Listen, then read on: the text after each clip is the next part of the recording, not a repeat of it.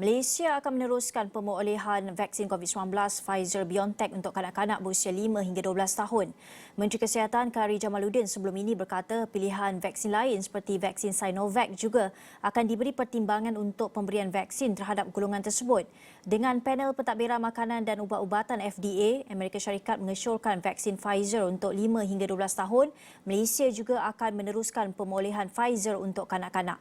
Kita nak bercakap mengenai perkara ini bersama Profesor Madya Dr. Malina Osman, pakar kesihatan awam Fakulti Perubatan dan Sains Kesihatan UPM, dengan bagaimana ibu bapa harus respons kepada keputusan ini. Selamat tengah hari, Prof.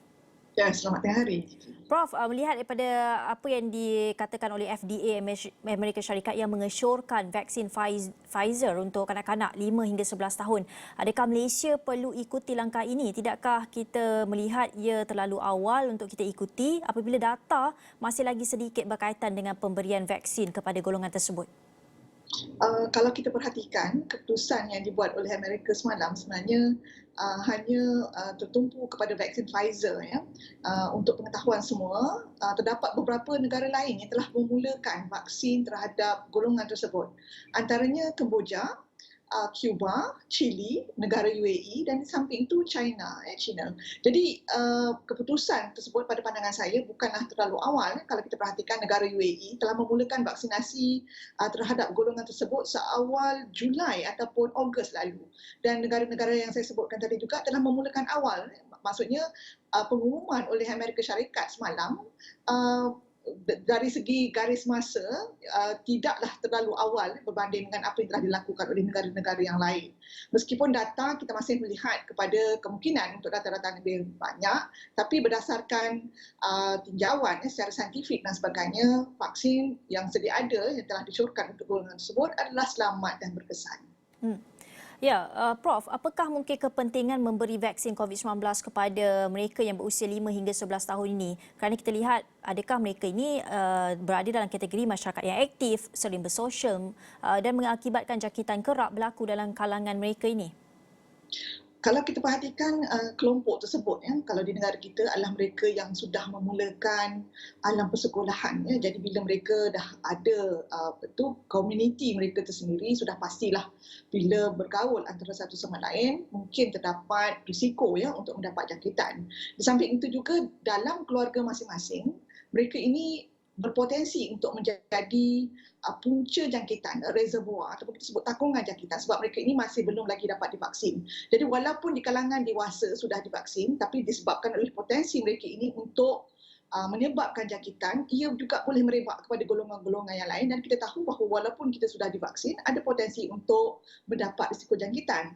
Maklumat-maklumat tidak rasmi yang saya perolehi setakat hari ini dari lapangan memaklumkan bahawa di sebahagian tempat CAC mula dipenuhi oleh pesakit-pesakit, dan angka tersebut didapati bertambah dan agak signifikan di kalangan golongan kanak-kanak. Dan kita harapkan supaya keadaan dapat diberikan tumpuan bagi membolehkan peningkatan tersebut dapat dikekang.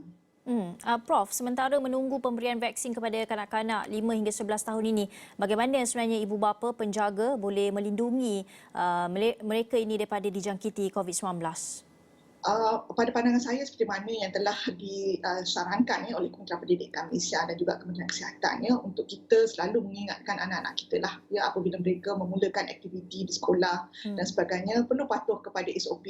Dan di samping itu, jika melakukan sebarang travelling ataupun perjalanan merentas negeri, balik ke kampung, berjumpa sanak saudara dan sebagainya, saya sangat menyarankan untuk melakukan ujian saringan, sebelum pergi dan selepas balik. Jadi maksudnya dapat memantau keadaan tersebut, dan kita dalam mod sentiasa berjaga kemungkinan potensi untuk mendapat jangkitan. Dan di samping itu, semua SOP sedia ada perlu dipatuhi, dan kita perlu sentiasa berhati-hatilah bila berdepan dengan masyarakat dan juga orang lain. Ya. Prof, selain pada vaksin kanak-kanak, saya nak menyentuh juga mengenai fasa endemik. Pendapat Prof sendiri, adakah negara telah memasuki fasa endemik sebenarnya? Dan kerana kerajaan, kalau kita lihat, menjangkakan negara akan masuk fasa endemik hujung bulan ini, kita pun sudah berada di hujung bulan. Pandangan Prof sendiri? Pada pandangan saya, situasi yang kita harapkan tentang keadaan endemik itu masih lagi belum dapat kita capai disebabkan oleh angka kes aktif pada pandangan saya masih tinggi, iaitu lebih daripada 50,000 pada masa ini, dan di samping itu kes semasa masih lagi kekal dalam 4 angka, iaitu 5, 6,000, dan di sebahagian tempat kita perhatikan bahawa DCAC yang saya sebut tadi, kes mula menunjukkan peningkatan, dan di sebahagian hospital telah memberikan indikasi keadaan-keadaan ward mungkin memerlukan peningkatan katil-katil untuk mereka yang bakal dimasukkan. Jadi kita harap keadaan dapat dikekang. Dan di samping itu juga melalui analisis statistik, saya mendapati bahawa terdapat korelasi antara jumlah kes aktif dan juga angka kematian. Dan kalau ditanya pada saya tentang indikator-indikator sedia ada, indikator seperti kematian masih belum memberikan angka yang melegakan. Maksudnya kita masih melihat kepada angka yang lebih rendah seperti mana yang dicatatkan oleh beberapa negara lain yang telah masuk fasa endemik, dan kita perlu menunggu lagi untuk melihat kepada beberapa lagi faktor-faktor risiko dan juga keadaan sistem perkhidmatan kesihatan kita sebelum kita dapat mengumumkan tentang fasa endemik tersebut. Baik, terima kasih Profesor Madya Dr. Malina Osman, Pakar Kesihatan Awam, Fakulti Perubatan dan Sains Kesihatan UPM untuk pandangan dan ulasan berkenaan.